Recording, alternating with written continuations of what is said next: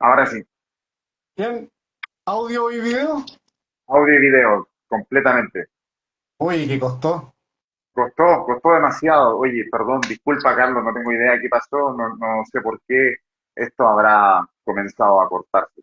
¿Mm? Ah, pero más la molestia del resto que estuvo entrando y saliendo cada rato. Pero bacán. Sí, perdón. Oye, perdón a toda la gente que nos está viendo, ya tenemos más de 20 personas conectadas. Muchas gracias por estar acá. Hace mucho tiempo no hacía un live y mucho menos en esta época de elecciones. ¿Mm? ¿Comienzo yo, Carlos? Pero por supuesto, usted es el host. Ya, gracias.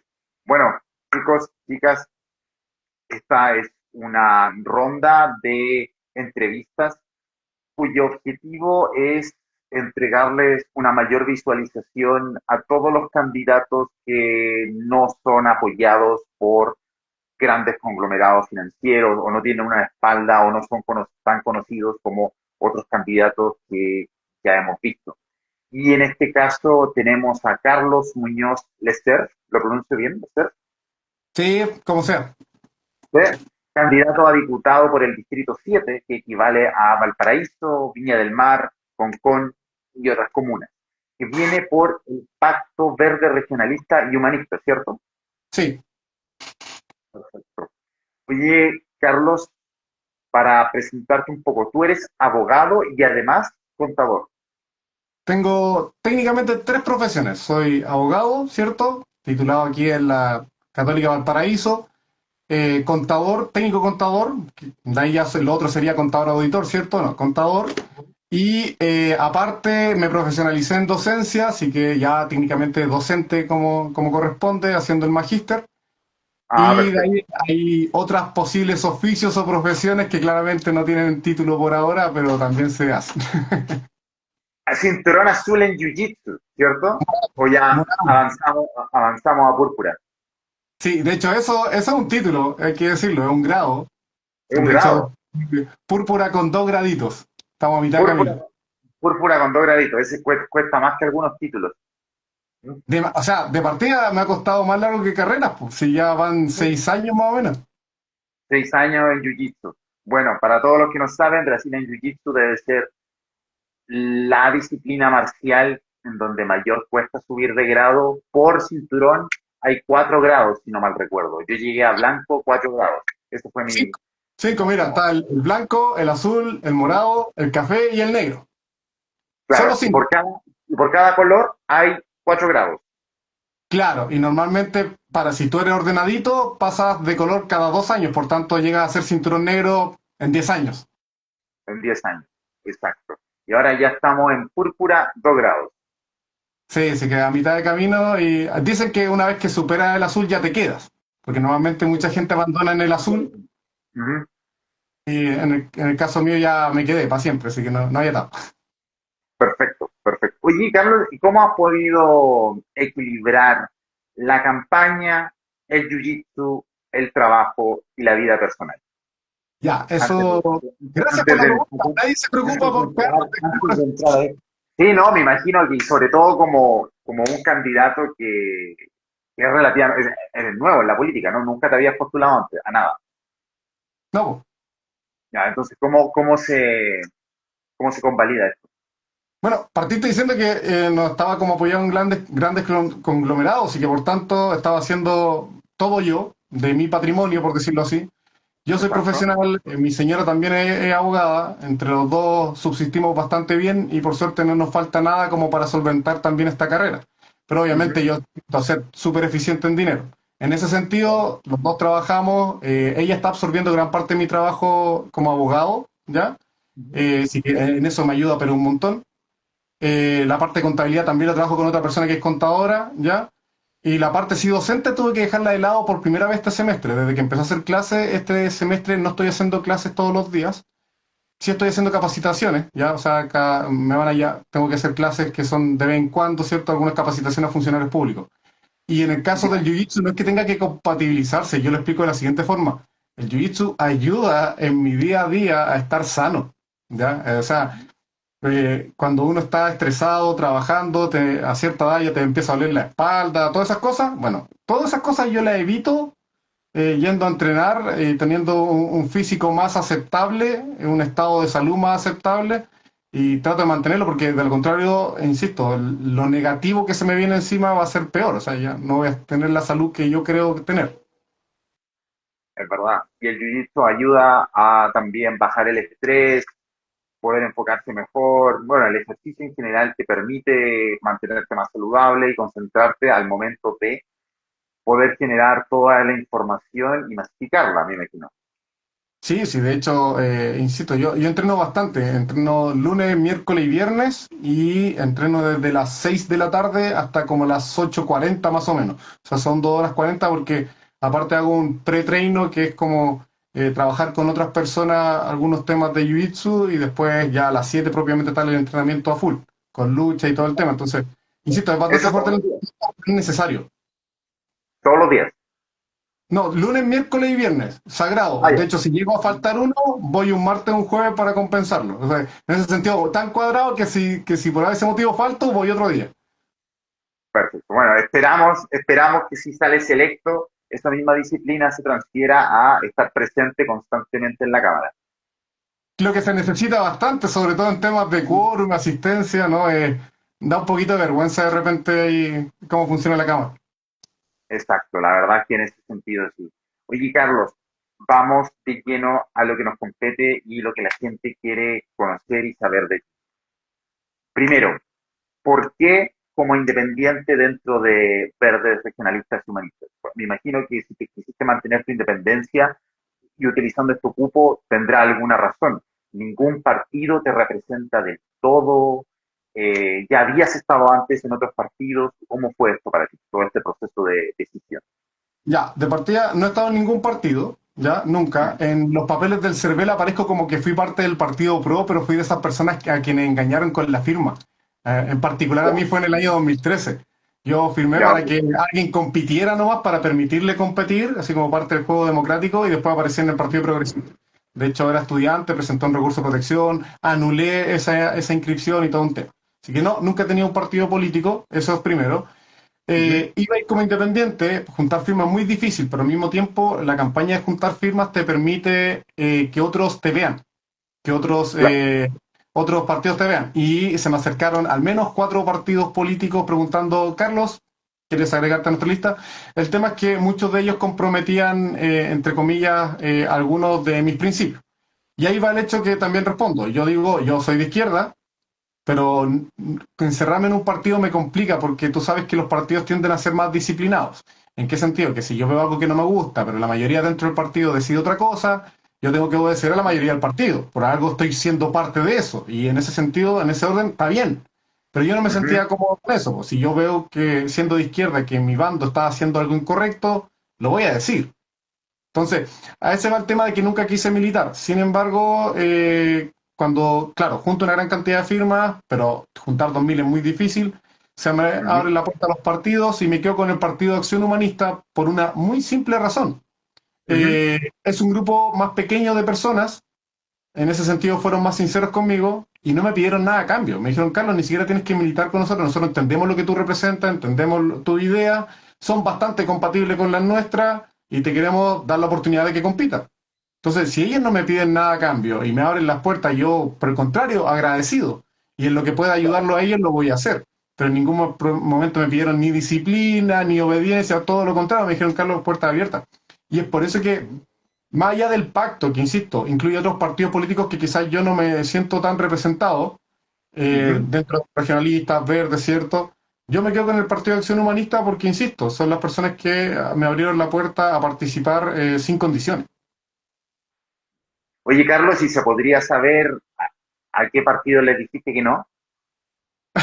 No, yo creo que por respeto a las personas, porque hay personas, más allá de partidos, no es como que se te haya aparecido un partido en específico, sino que es una Ya. persona que me miraba por rey y me decía, Carlos, me gustaría que estuvieras en mi partido porque tú me caes bien. Te invito, hagamos una reunión. Entonces, por respeto a ellos, que finalmente no cerré, ¿para qué decir? No, está bien, está bien, está bien. Oye, algo me llamó la atención. Me acabas de decir que no eres de izquierda. Que yo soy de izquierda, sí. Sí, con Algo. toda Ya, tú eres de izquierda. sí. Ya. ¿Cuáles son tus lineamientos de izquierda? ¿Qué te hace a ti decir yo soy un hombre de izquierda? Porque, por Ya. ejemplo, estaba leyendo algunas de las propuestas que tú planteas, que está el derecho intrínseco a los derechos humanos, que me parece perfecto, pero, por ejemplo, colocas una AFP estatal alternativa, pero manteniendo a los privados. ¿Ah? Colocas también salud y educación pública gratuita, pero también con opciones privadas disponibles. Es decir, eres una persona de izquierda que no aísla el sector privado dentro de la ecuación del sistema productivo nacional. Por dos razones, creo, mira, más allá de, yo creo que debe existir una alternativa pública para Ujú. todas aquellas cosas que son de interés público. Ese es como mi principio básico. Para todas aquellas Ya. cosas de interés público, sí o sí debe existir esta alternativa, independiente de que los privados también la pueden entregar o no. Lo contrario sería esta idea de principio de subsidiariedad, que es cuando los privados no pueden aparecer el Estado. No, no, yo creo que frente a temas de interés público, una alternativa estatal que les permita Ajá. competir. ¿Por qué no soy de la idea de que el Estado en alguna actividad en particular abarque todo, excepto en cosas estratégicas, como bien sabemos, ya? Pero ¿por qué no quiero que el Estado abarque todo? Por la simple razón que yo acepto que no todos piensan como yo y que a la hora que yo lo presento, lo único que voy a estar haciendo es ser terco con mis ideas. Yo creo que hay, claro, hay actividades que debe absorber, entre comillas, el Estado porque considero que son estratégicas de gran interés público y que debería ser el Estado como parte de lo público, ¿ya? Ujú. Pero, la verdad, yo acepto al mismo tiempo de que no voy a tener apoyo para esas cosas. E intento ser, en ese sentido, humano y entender, bueno, no todos piensan como yo, pero puedo llegar a un punto en que sí podemos llegar a un acuerdo. Y mi idea de acuerdo es que exista esta alternativa para las cosas de interés público y que sean también estatales y que compita con lo privado, ¿ya? Entre comillas, como algún dirá alguien más de derecha, dirá, ah, ¿y esto aporta a la competencia? Sí, aporta a la competencia. Lo ideal es que la alternativa estatal no sea vista como algo de mala calidad, todo lo contrario, que sea algo de lo cual enorgullecerse como país, sería lo ideal. Claro, lo ideal sería en ese sentido que el estatal fije básicamente los mínimos de exigencia, cosa que los privados cada vez tengan que incrementar su calidad, incrementar la productividad. Claro, no artificialmente, no forzadamente, sino como parte del juego del mercado. Ya, a eso me refiero. Y quizás en ese sentido, y vale mucho la pena el ejemplo, el tema de la leche. Nadie cuestiona que la entrega de leche, ¿cierto?, en los consultorios es algo bueno. Nadie lo cuestiona. Tomémoslo como Ah, ejemplo para otras cosas que también son de interés público y nadie va a decir, oye, pero estás compitiendo estás permitiendo a los privados ganar dinero con la venta de leche. Nadie cuestiona eso porque todos entienden que la leche es muy importante y tiene que entregarse de forma pública también. Entonces, ese es un buen ejemplo de cómo yo veo las cosas al menos. ujú. Carlos, tú dijiste algo que me llamó la atención. Dijiste, hay sectores productivos de la economía que para ti, personalmente, deberían estar o siendo ocupados 100% por el Estado. Sin embargo, tienes claridad de que eso jamás sería aceptado dentro de la Cámara de Diputados y en general hay otras personas que piensan distinto. Independientemente de que esto resultara o no, porque sabemos que siempre van a estar estas diversificaciones de opiniones, ¿qué sectores productivos deberían ser, a tu visión, 100% estatales? Yo creo que hay servicios básicos que debería idealmente ser manejado por el Estado, porque creo que el lucrar con ciertos servicios que, insisto, en el sentido básico, que es algo necesario para la existencia, para la subsistencia de las personas o el bien vivir, no debería quedar al vaivén del mercado. Por ¿Cómo ejemplo, cuál? agua, luz, minería, armas. ¿En qué sentido debería quedar por parte del Estado? Porque si yo lo dejo al vaivén de un particular, siempre voy a estar a que el particular esté buscando la forma de obtener más ganancia, ¿cierto? De bajar los costos, de obtener un mayor lucro. Entonces, ¿cómo voy a supeditar lo necesario para una persona a Ujú. ese vaivén? Y ahí es donde yo digo, mira, cuando pasa esto, que algo es tan necesario para que una persona pueda vivir bien, yo creo que eso sí debería estar en gran parte cooptado a nivel estatal. Y el O sea, Estado no los gana, no busca monopolios. la ganancia, busca la satisfacción de un interés público. Él va, mientras netee cero, mira, lo que entró lo pude gastar, pude guardar para futuro, en caso de, pero no estoy buscando exprimir una ganancia, o exprimir del bolsillo a la gente con algo que necesitan. Entiendo. O sea, tendríamos a los bienes públicos, que serían bienes públicos y monopolios naturales, siendo básicamente técnico para describirlo, como agua, luz, y además toda la minería debiese ser estatal, en tu visión personal. Claro, ahora, una vez más, entramos al detalle, porque bueno, usando una ñoñería, solo un Cid piensa en absolutos. Claro, Y exacto. yo digo, la minería debería ser estatal, pero sabemos muy bien que el Estado no tiene la capacidad de explotación de toda la minería que está a nivel nacional. Entonces tiene que Ujú. ser suficientemente inteligente para decir, bueno, para el bienestar de la explotación del mineral, para el bienestar de la economía nacional, tengo que hacer participar en esto a los privados. Pero tengo que ser suficientemente inteligente para que los privados tampoco se aprovechen de esta situación. Entonces, eh, insisto, el juego no es un absoluto, es comprender y intentar ser más pragmático sobre el rol del Estado respecto a estos bienes que son de interés público. Perfecto. Carlos, pregunta, en el caso de que fueras electo, dime tres temas prioritarios en los cuales te gustaría enfocar tu gestión. Ayer hablaba con unos dirigentes sociales, ¿ya? Tuve Ajá. una buena conversación y yo les decía, a mí me encantaría que mis prioridades fueran salud, educación, me encantaría todas esas cosas. Pero la Ujú. verdad es que hoy en día lo alarmante es otro, es seguridad. Y es algo que tenemos y esa papa caliente la tenemos que recibir todos los que pretendemos llegar a un cargo. Entonces, si tú me preguntas qué es lo que quiero trabajar eventualmente, vamos a lo más importante y relevante, vamos a temas de seguridad. Y después tranquilamente podemos trabajar temas como salud, que es el otro gran tema, ¿cierto? Pero Ya. lamentablemente, insisto, hay que trabajar temas de seguridad. Y dentro de los temas de seguridad, yo lo que he visto en mi análisis, tú sabes que yo hago análisis legislativo, pesco las normas, Ajá. es que las ideas de los legisladores es una idea cortoplacista, muchas veces obsoleta, muchas veces no consultada con los expertos de distintas materias. Y ahí es donde aparecen proyectos de ley que se tramitan por años y cuando nacen ya no son útiles, ya no son aplicables. Sí, me llamó la atención eso que leí dentro de tu cuadro de propuestas que decías que a veces los diputados, los legisladores, hacían leyes que fueran obsoletas o que realmente no iban a tener ningún impacto real. ¿Me podrías dar un ejemplo de ese tipo de leyes en el ámbito de seguridad, por ejemplo, que tú crees que no vayan a tener ningún impacto o que realmente no sean aplicables? Hay una ley y que de hecho la traté en estos temas, tenía que ver Ujú. con los cortacorrientes y los GPS en los vehículos para evitar las encerronas. La normativa, Cortacorriente. cuando yo la leí, ya era una normativa que en la práctica, cómo funcionan los asaltantes, ya no era aplicable.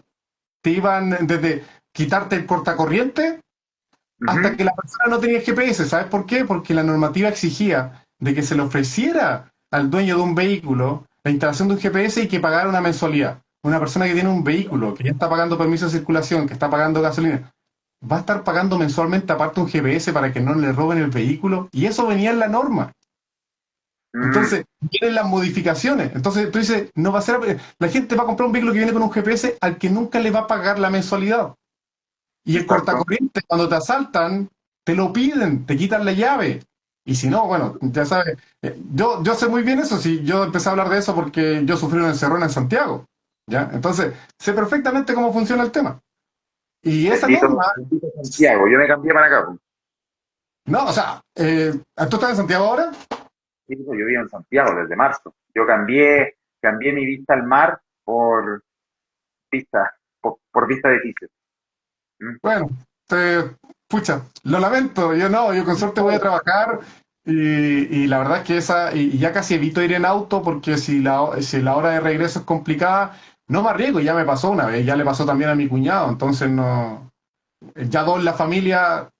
Entonces me puse a ver esta norma y esta norma, imagínate, se demora 3 años, la tecnología ya es obsoleta, no tienen capacidad de visualizar, los diputados que hicieron este proyecto, visualizar una tecnología o una técnica que dura menos de 10 años para una norma que se va a demorar 2, 3 años en ser tramitada. Entonces, ahí Claro. tenemos algo que cuando hay que trabajar en seguridad, hay que trabajar con expertos que te den que te permitan escribir una norma que sea, al menos sea aplicable en los próximos 10 años, al menos, al menos. Y ahí, bueno, tú sabes que hay oportunismo, cámaras y por tratar de salir así cualquier cosa y presentar cualquier cosa. Ujú. Carlos, entonces, si estas leyes están mal diseñadas, no son obsoletas, ¿qué propones tú en seguridad? Ya, bueno, de hecho, en ese tema del apartado del GPS, yo Ujú. exigía mayor responsabilidad por parte de la automotora, ¿ya? Ya. Respecto a la tecnología de los cortacorrientes, porque hay distintas tecnologías de cortacorriente, le consulté a expertos, ¿cierto? Unas con más distancia. Cosas tan simples como, bueno, si vas a crear una norma que exija que la automotora le ponga esto, bueno, que sea uno de mejor tecnología, que con ciertos estándares. Era algo tan simple como eso. Pero, por ejemplo, hay Ujú. otro tema que no ha sido tratado, que tiene que ver con la clonación de patentes. Porque cuando te roban un vehículo, te clonan la patente para sacarlo del país, para dirigirlo, para que no sea rastreado.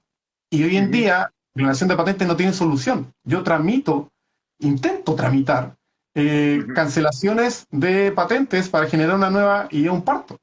Es complicadísimo. Entonces, Ujú. por ejemplo, si tú me dices tema en particular, bueno, vamos a la encerrona. ¿Cómo evitamos eso? Con ese tipo de normativa. Ahora, si hablamos de seguridad en general, porque me estás preguntando qué otras propuestas tiene, Sí. tiene que ver con temas de corrupción. ¿Por qué? Porque obviamente los grandes delincuentes, por decirlo así, el Ujú. crimen organizado se aprovecha mucho de otras fuentes de dinero, como pueden ser los fondos públicos. Ya lo sabemos muy bien.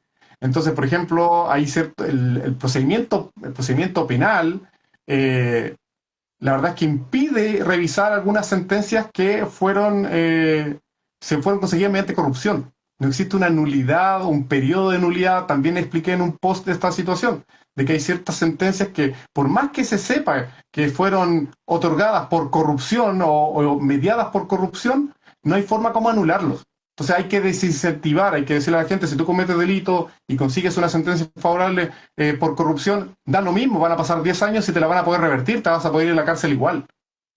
¿Ya? Entonces, ese tipo hay pequeños cambios que pueden significar un efecto cultural importante.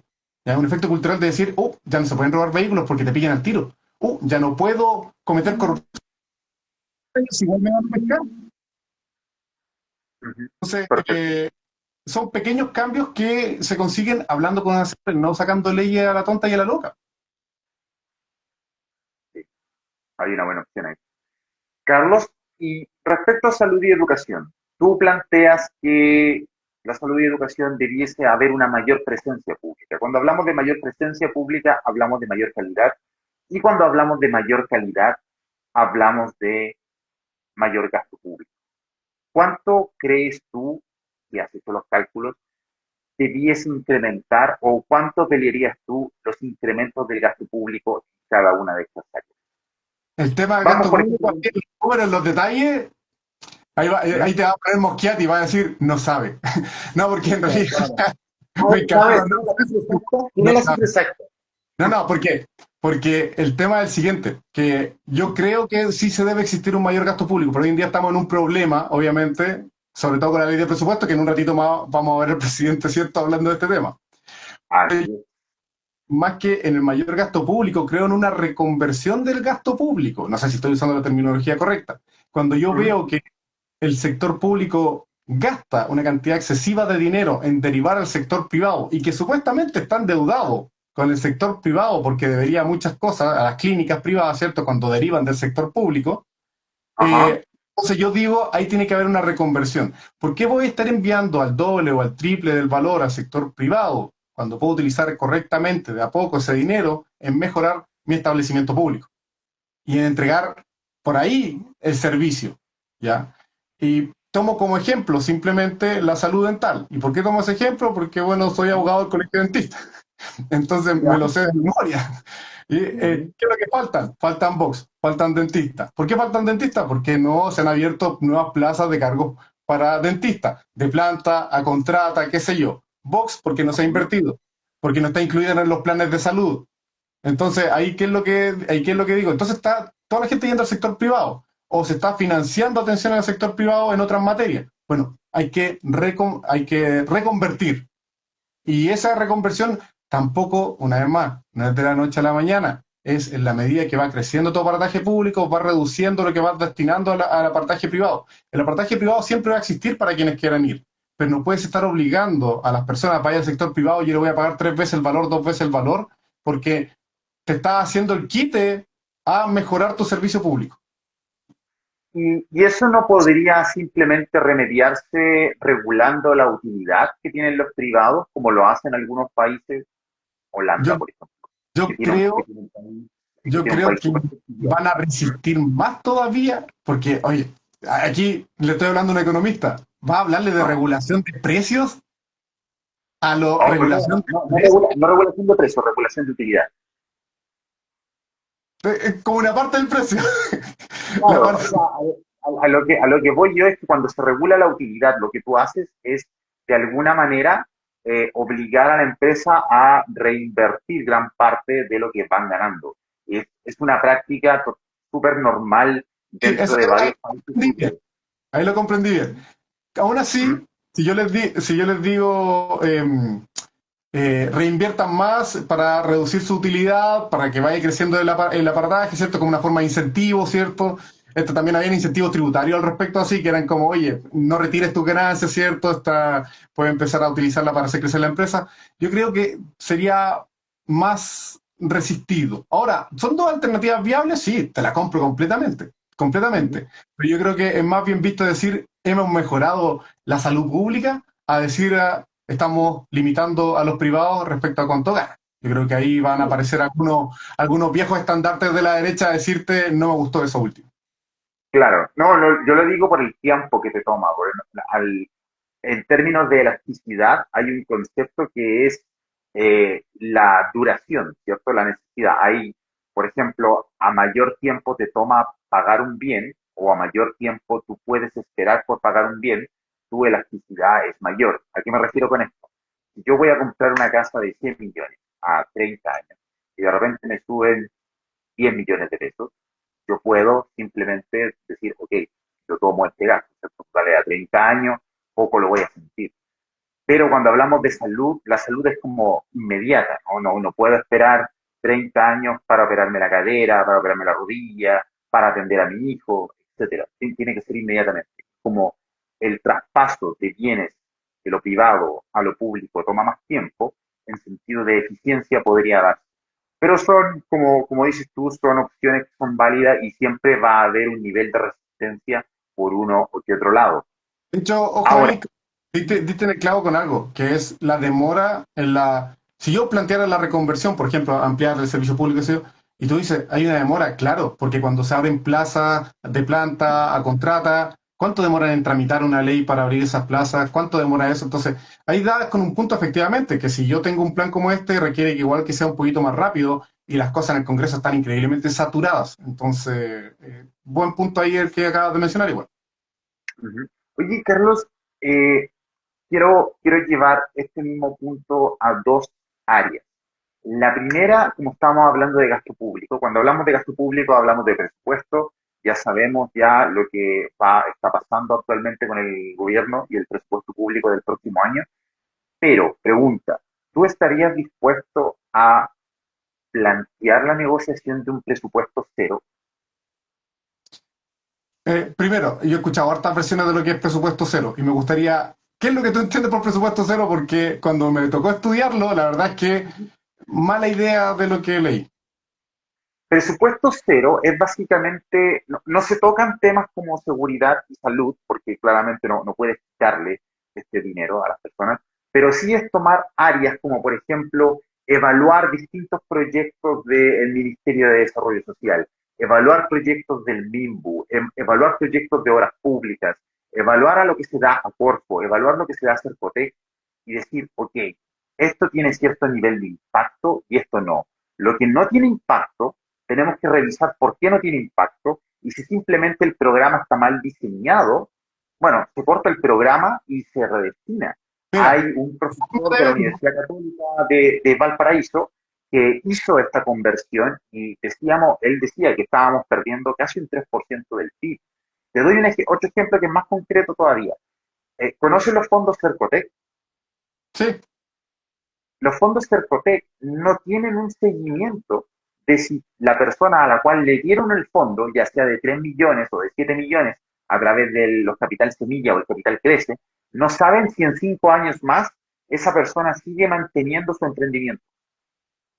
Ya. O sea, realmente no sabemos la eficiencia de la plata que ha entregado Cercotec desde el 2010 hasta ahora. No tenemos la menor idea. No sabemos si todas las pymes o las ideas de pymes a las cuales se entregaron 3,5 millones de pesos a cada una, que no son reembolsables, siguen con vida. Eso, por ejemplo, es algo de lo que sí debemos discutir, en la eficiencia en cómo se está gastando. Ya, mira, ahí está la palabra, eficiencia.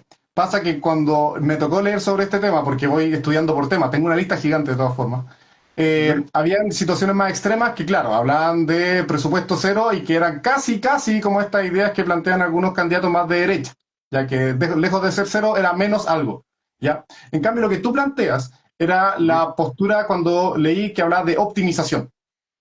Y la optimización, ahí yo creo que existe un gran espacio de trabajo. Porque cuando tú me dices que estás entregando fondos para ciertas empresas y que después no se le hace el seguimiento, es verdad, porque yo lo he visto, porque a mí me toca, yo te he comentado, mi trabajo de repente constituir empresas, ¿cierto? Sociedades y veo cómo sigue. Y efectivamente no hay un seguimiento. Entonces, pasa lo siguiente, y es lo mismo que pasó, entre comillas, completamente distinto con el tema fundaciones. ¿Por qué? Porque no se le hacía un seguimiento. Y ahora que Ujú. descubrieron que hay otra tecnología que permite reducir gastos personal para hacer seguimiento, me refiero a que Contraloría ahora sí da abasto, antes eran personas, ahora es personas utilizando inteligencia artificial, cambian las cosas. Ujú. Ahora sí se puede hacer una optimización y se puede buscar la eficiencia. Sea que le llames, que a algunos puede ser muy chocante llamarle presupuesto cero, ¿cierto? Creo que así le dice. Pero Es que puede ser muy decimos chocante, así. pero yo soy más de la idea de decir, esto es optimización y me agrada verlo así. ¿En qué sentido? Que puedes ver efectivamente aquellas cosas que no están funcionando y aquellas cosas que están funcionando, ver, bueno, a cuánto de plazo y si efectivamente existe un retorno o una mejora en la calidad de vida, por decirlo así, de las personas que están recibiendo esto. ¿Ya? En ese Ujú. sentido, me quedo más con la palabra optimización. Y si lo hago equivaler a eso, yo sí, sí estoy de acuerdo con eso. Completamente. Si es saber en qué se está gastando bien la plata. Exacto, porque es todo un tema. A ver, aquí comienza algo interesante, que hay un debate importante respecto a la eficiencia del gasto público. Para los que nos están escuchando, Chile, antes de pandemia, estaba sobre el promedio OCDE en términos de eficiencia pública. Ahora, que esté sobre el promedio OCDE en eficiencia pública significa que los dineros se están gastando en donde dicen que se van a gastar. Es decir, en términos de promedio y porcentuales, el dinero no se roba en Chile, a pesar de que obviamente sabemos los casos que han sido grandes escándalos a nivel nacional.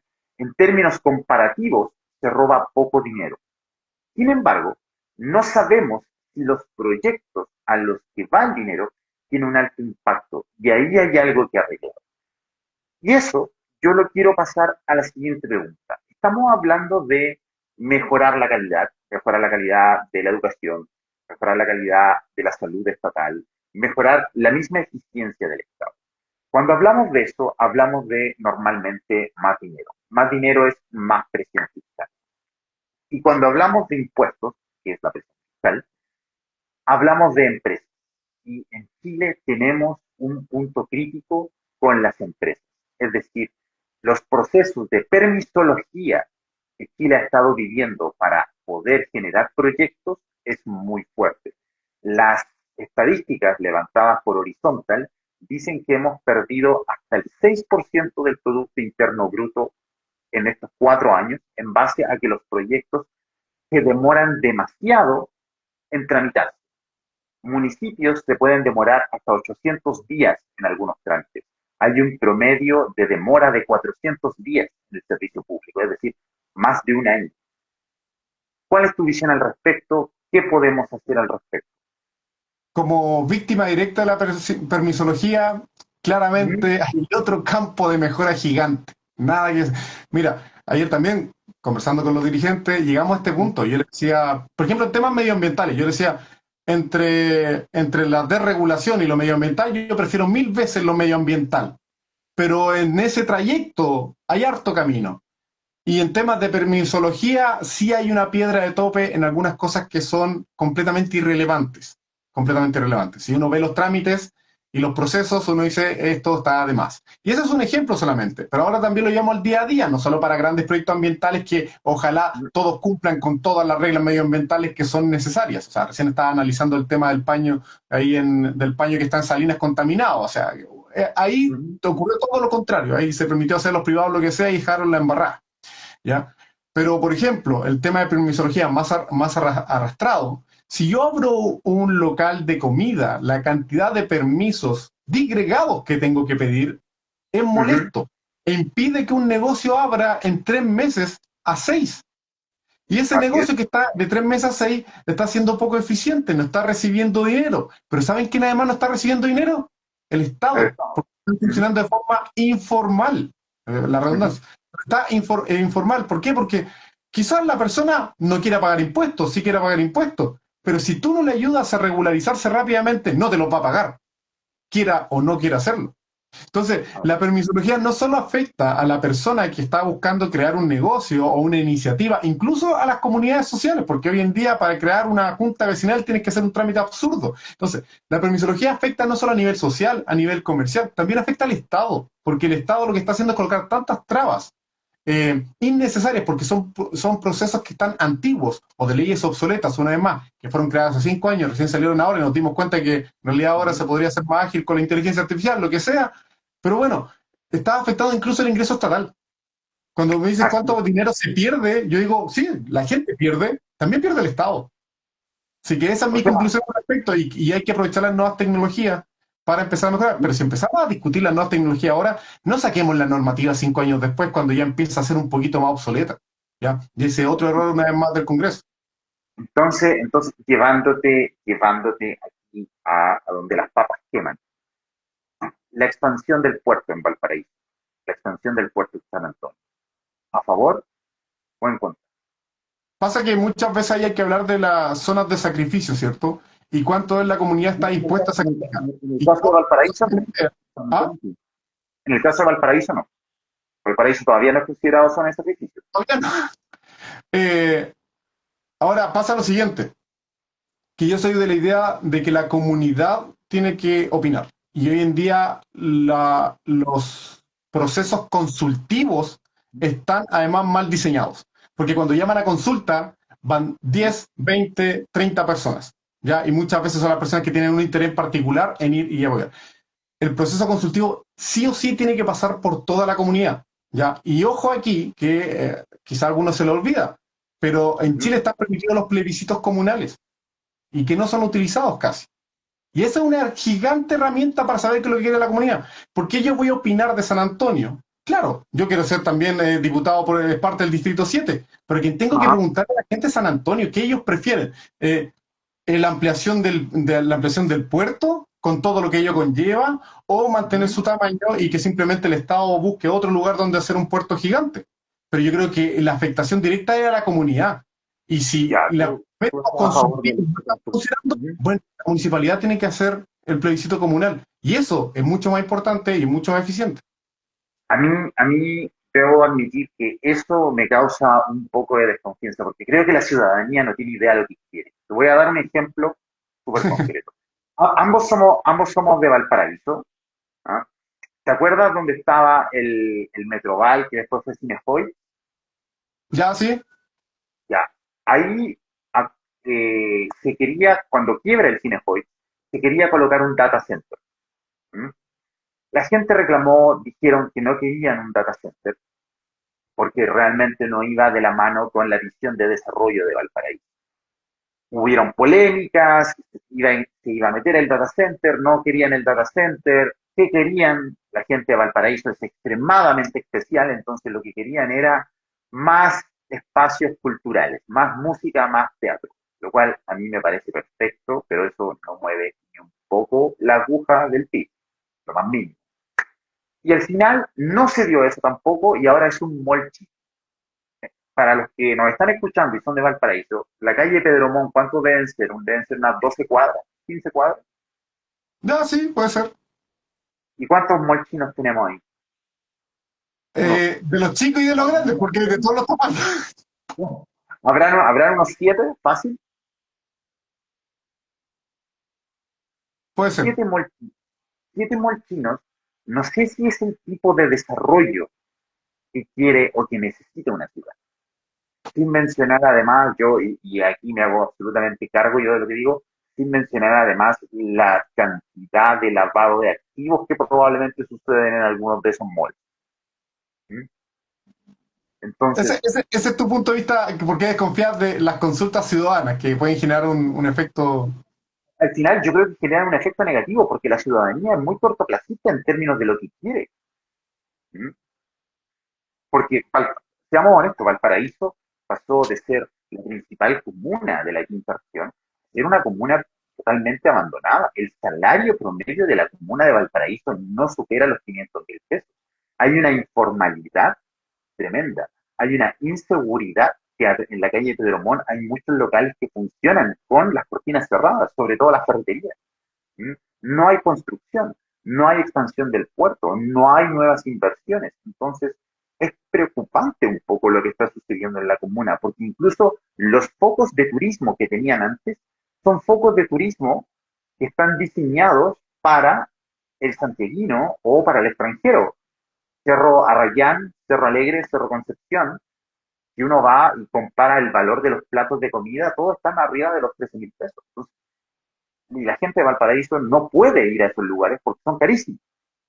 Entonces, yo siento ahí que hay que tener mucho cuidado con estas consultorías a la ciudadanía, porque también la ciudadanía carece de una información tremenda. Lo que yo pienso que quiere la ciudadanía, al menos en el corto plazo, es recuperar ciertos niveles de trabajo y ciertos estándares de vida que antes en Valparaíso sí tenían. Mira, yo puedo comprender la inquietud que tú tengas respecto a las consultas, que es básicamente la misma que podría tener una persona en las elecciones. Oye, la gente siempre vota por el tipo equivocado, qué sé yo. Es como la misma incomodidad. Uh -huh. Ahora, el tema es que, una vez más, tenemos dos extremos y siempre yo veo las cosas de esa forma. Tenemos una situación en que no le consulto nada y voy a los expertos e impongo lo que quieren los expertos, que muchas Uh veces puede -huh. ser muy contrario a lo que quiere la gente.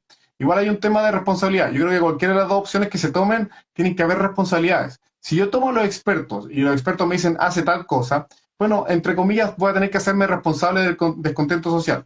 Por otra parte, si tomo en cuenta a las personas y finalmente lo que deciden las personas resulta ser poco viable o no sustentable, entre comillas, en el tiempo, bueno, las personas son las responsables. Finalmente esto se traduce en eso. Es, ¿quién quieres tú que finalmente sea responsable del desarrollo de su comuna?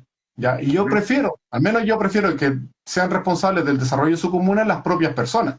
Pero hay un tema también de transparencia de datos. ¿En qué sentido? Que si yo les presento dos, tres, cuatro opciones, puedan tener toda la herramienta de llegar a una buena decisión. No lo voy a llamar a un plebiscito comunal diciéndole tenemos opción A y opción B, vean ustedes cuál elegir. Y ahí una vez más tenemos cómo se relacionan los procesos consultivos o no consultivos, en este caso que serían obligatorios los del plebiscito, ¿ya? Un plebiscito comunal. Eh, Insisto, yo soy más de la idea de hacer responsable a la comunidad de sus propias decisiones, ¿ya? Que sean ellos responsables, pero al mismo tiempo la autoridad que está haciendo esta consulta tiene que ser responsable de la información que se le entrega para que tomen una decisión correcta. ¿Ya? Y obviamente en el caso de Valparaíso podemos decir que cuando se han tomado las decisiones, no se han, al menos la alcaldía anterior no fue la más diligente. ¿Ya? Entonces, las cosas a Antes media sí, o de baja calidad, por decirlo así. con Jorge Char. Sí, Sí, bueno, tuvimos 2 periodos con Jorge Char y antes estuvimos con Castro. No, que no hay, no todo hay, esto, a todo claramente esto, no hemos tenido buenas decisiones en los últimos años.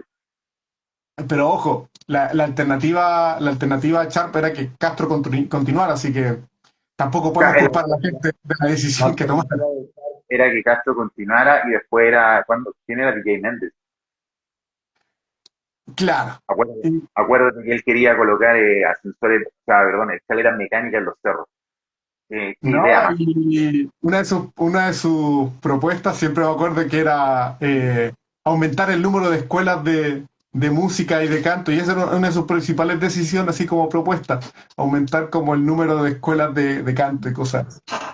Lo cual, insisto, al igual que tú, me parece excelente, pero es poco viable y sustentable en una ciudad que requiere quizás cosas un poco más productiva, la distracción siempre va a ser necesaria, pero no es lo necesario para subsistir quizás. Es por lo cual subsistimos. Oye, Carlos, te quiero llevar a una visión un poco más macro de la política. Tú entraste en un mundo en donde sacarte una foto significa que te hagan un montón de preguntas sobre algo, saludar a alguien o quedar en un pacto. Y tú quedaste exactamente en un pacto en el cual apoyas a Janet Jara. Sí.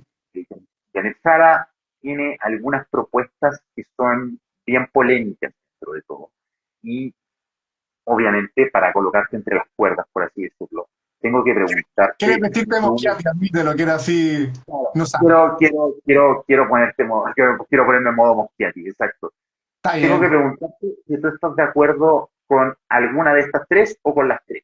La primera es eliminar las AFP, eliminar como entendemos las AFP, eliminar al sector privado del sistema de herencia. Te respondo al tiro y después. Reducir, no, déjame ir con las tres primero. Dos, reducir la jornada laboral a.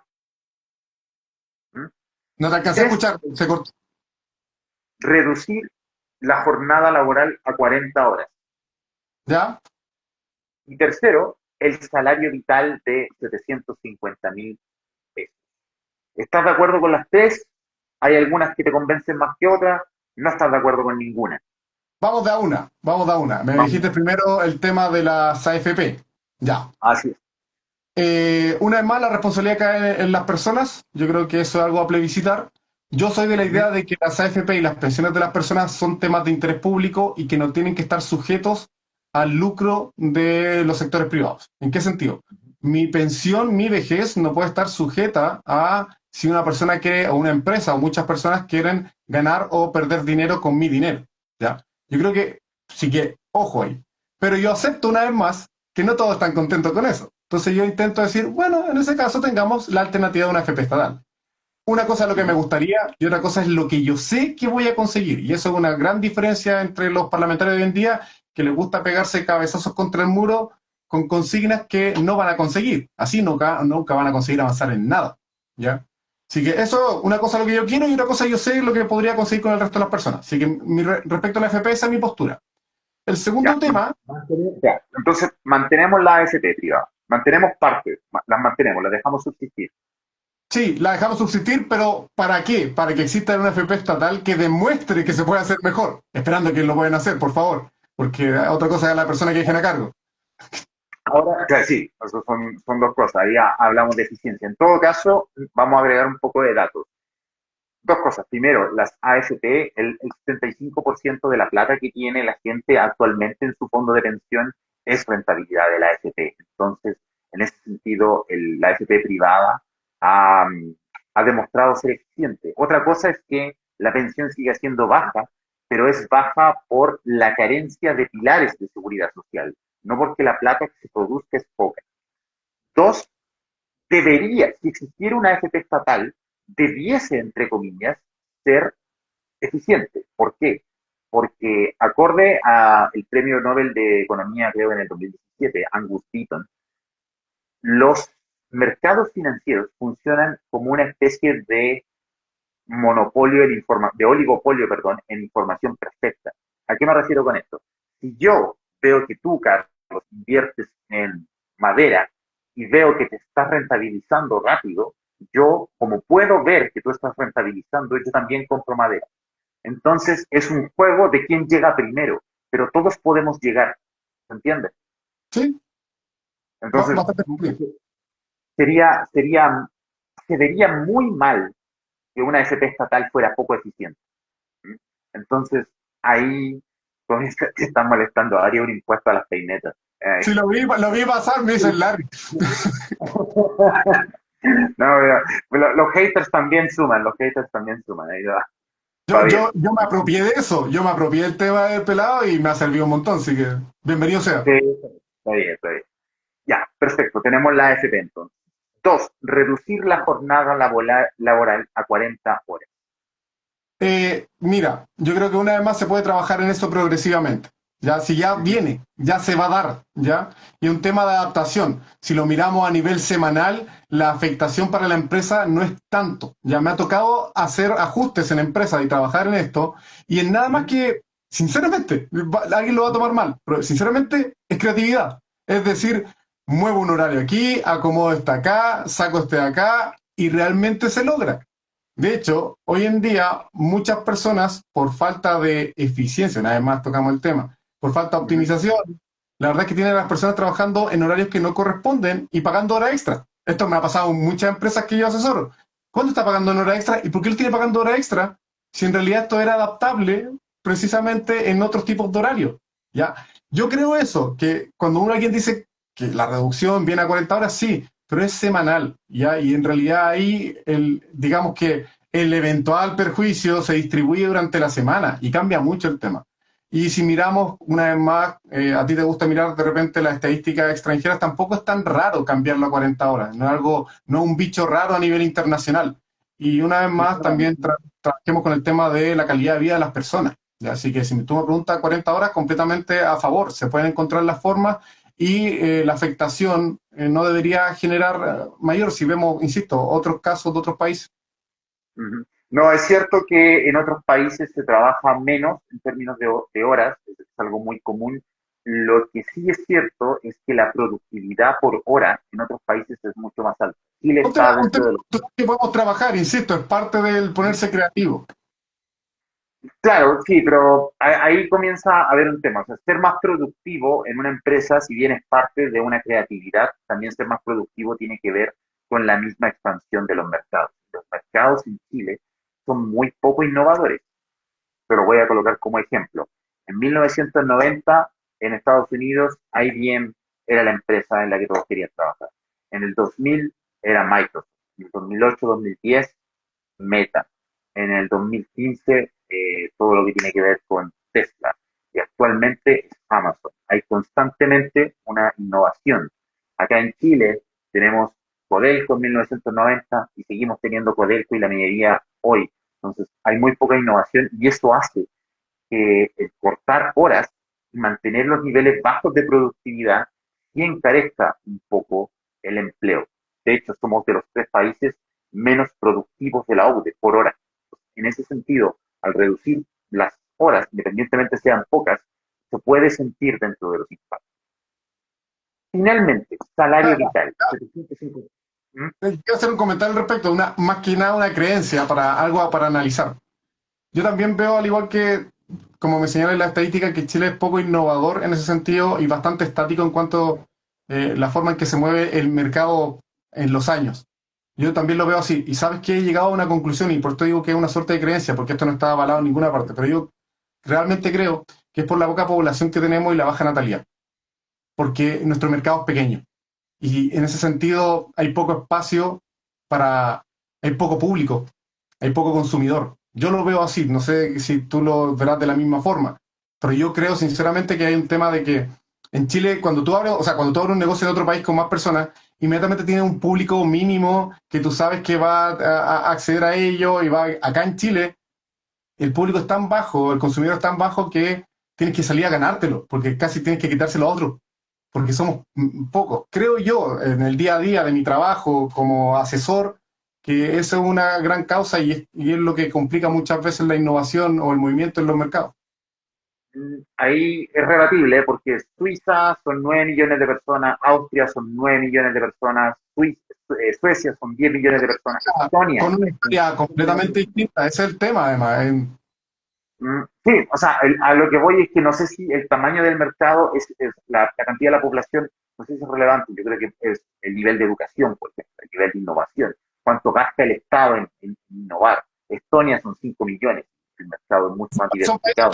Son países que generalmente dan servicios, o sea que su mercado son temas de servicio y quizás Ujú. se vendan hacia afuera. Exacto. Claramente, como bien tú dices, claro, ahí podría ser un tema también de materias primas, que en Chile trabajamos más que nada materias primas, poca industrialización y poco servicio. Carlos, para ir cerrando, salario vital, 750.000 pesos.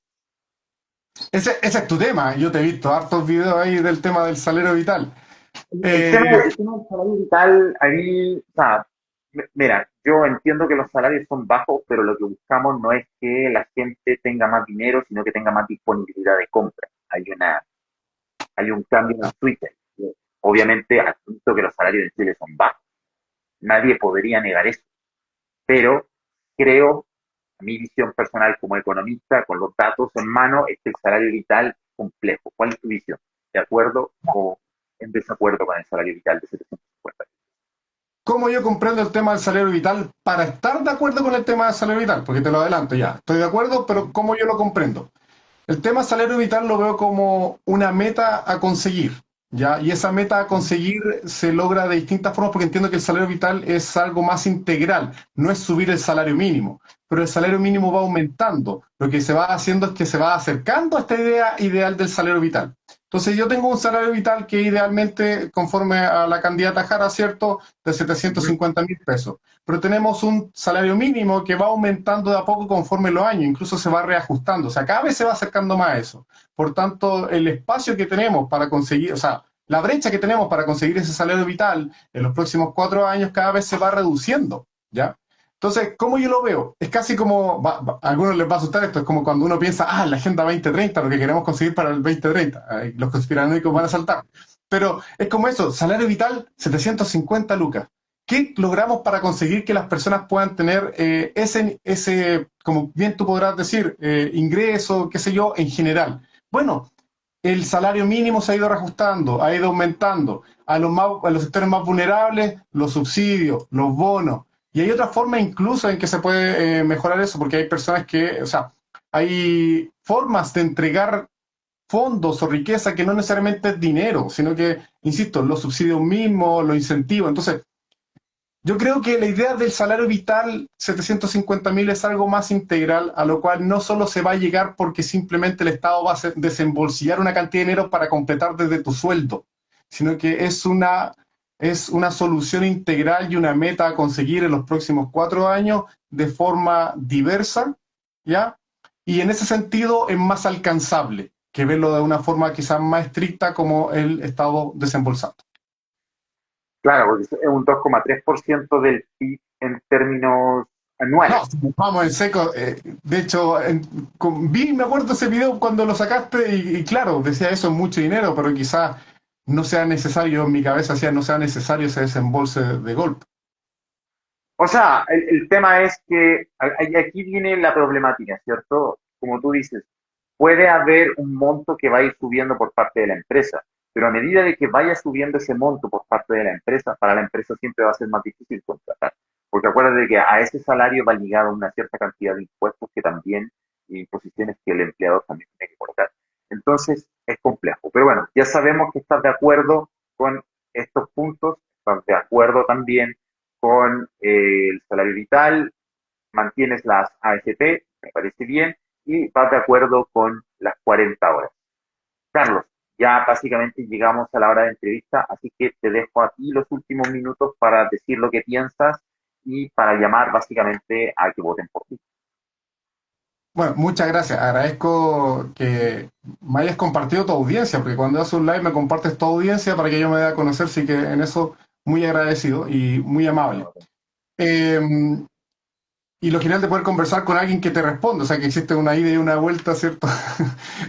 con fuente, eso me agrada muchísimo. Más allá de que te digan, pelado zurdo. No, pero es que yo insisto, yo adopté esa situación. Y ahora, como último speech, ustedes saben que mi campaña en particular parte con esta idea de profesionalizar la función de legislador, porque yo partí explicándole que los legisladores, había muchos que no lo estaban haciendo correctamente y se lo expuse. Muchos me bloquearon porque tuve que demostrar, mira, están mal escribiendo mal, esto no sirve, esto es obsoleto. Para llegar al Congreso no es necesario ser un profesional o tener un título. Tú puedes ser una persona muy reconocida, tú puedes ser un dirigente social, pero tienes que tener un mérito, de algún lugar un mérito, ser profesional, ser experto, ser dirigente, representar a muchas personas a las que les pasó algo incluso, ¿ya? Porque es parte del Chile que se quiere representar en el Congreso, ¿ya? Yo quiero representar a una parte que es más profesional. Por eso digo, un legislador profesional, que ese es el lema, que yo tengo mi área de expertise, pero tengo el entendimiento para decir de esto no lo manejo y voy a consultar con un asesor, no voy a redactar algo que no entiendo. Y eso es algo que está pasando. Hoy en día en el Congreso hay cosas que la está redactando gente que no sabe. Si yo no sé algo, yo pregunto. Si yo no sé algo, me asesoro. Y ese es algo que no se está viendo porque muchas veces los asesores en el Congreso mismo son otras personas que tampoco saben, porque te la impone un partido, porque te la impone un grupo económico, o la familia, o los amigos. Te dicen, tenéis que contratar a esta persona. Entonces, se está generando un problema endogámico en que estamos seleccionando gente que no tiene la capacidad, no tiene la representatividad y que no está siendo asesorada adecuadamente. ¿En qué se traduce? En un Congreso lleno de proyectos.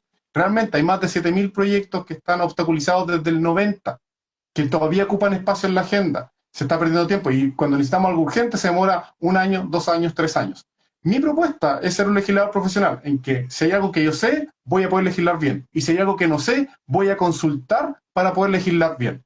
Y la idea, ojalá, que en mi campaña, que es completamente low cost, ¿cierto? Que está a bajo precio, pero ojo, que me está saliendo súper bien, súper bien. Yo veo las visualizaciones, veo el alcance que tengo, y es genial ver cómo todos los medios le dan apoyo a los que quizás tienen más financiamiento, pero por detrás tengo un montón de apoyo de gente que va y los vapulea de inmediato. A mí me encanta esa cuestión, ¿ya? La verdad es que todos ustedes saben cómo llegué aquí, cómo me empujaron a ser candidato y lo que quiero es llevar esta idea, ¿cierto?, al Congreso. Nada más que hacer una buena pega y por suerte he logrado transmitir eso. Y agradezco mucho nuevamente a Roberto por la pantalla. No, gracias a ti, Carlos. La verdad es que la idea es ir mostrando estas candidaturas que son más independientes, como tú dices, candidaturas low cost. Y tu lema, profesionalizar la legislación en el Congreso, me parece espectacular. Los temas que no sepas, hacerte asesorar por gente que realmente sabe, no por las personas que te coloca el partido, lo cual yo traduzco como que vas a llamar a Economía y Guerra para que te asesore, lo cual me parece genial. Eh, Nada, voy a enviarte mi factura más adelante. Está diciendo, está diciendo. Obvio, obvio, cuando dije, Bueno, perfecto. es que tú tienes los títulos, el conocimiento del tema, o sea, nadie podría cuestionar algo como eso. Ese es el tema, sí, es algo verificable. Te sorprendería la cantidad de libertarios que cuestionan eso. Bueno, es que, oye, tienes que comprender que la educación en YouTube es la educación en YouTube, o sea. Es verdad, es verdad. Ahí te voy a contar por interno alguna de las peripecias con los libertarios. ¿Mm? Dale. Ya, chicos, muchas gracias por la visualización, muchas gracias por estar esta hora con nosotros. Quienes son de Valparaíso, de la quinta región y están interesados en sus diputados, Carlos parece ser una opción bastante seria. Así que estén muy bien y muchas gracias. Buenas noches. Chao, chao.